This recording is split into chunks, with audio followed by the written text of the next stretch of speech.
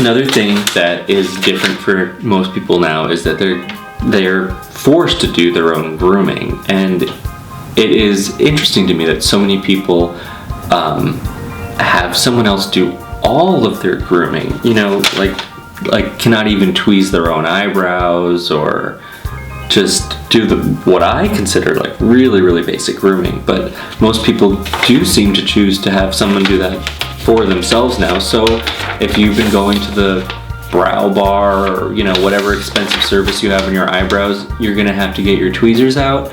And if your microbladed eyebrows have faded, you're gonna have to draw them in every day. And just get into the habit, because that's what it's gonna be for the time being. I mean, you think about all of these services, they're done at such close proximity. I mean, you're basically breathing in someone else's breath as they're doing your facial, eyebrows, whatever.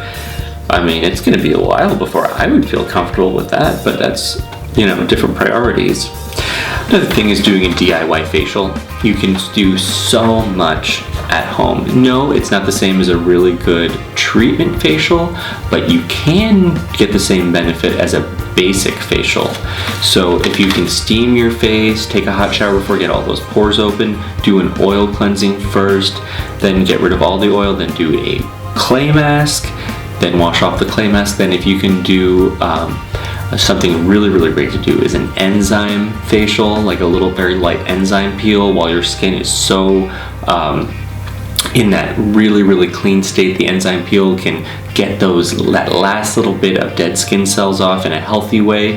Then maybe you can do a aloe mask, then do another oil cleansing, and when you're finally finished with that, put on your face oil and just really give your face a wonderful massage. And you can massage your face every day, twice a day, and you'll get increased blood flow, and it's wonderful for your skin to have a nice massage once a day. So there's no reason you can't do that yourself, and you probably got time. Another is nail care. I think there's really no reason to be polishing your nails if you're using something toxic. What is the point? For me, most people would be happy with their real nails if they weren't so unhealthy. So this is a great time to just try to put as much nourishment and moisture in your nails as possible, and then just give them a really, really, really light trim and file, and let your nails heal after probably decades of abuse at the nail salon. Next is shaving versus waxing. Probably not a good idea to go to a waxing appointment right now, but you know, shaving is actually good for your skin. It's a great exfoliation. So if that's what you have to switch to, it's just for the time being.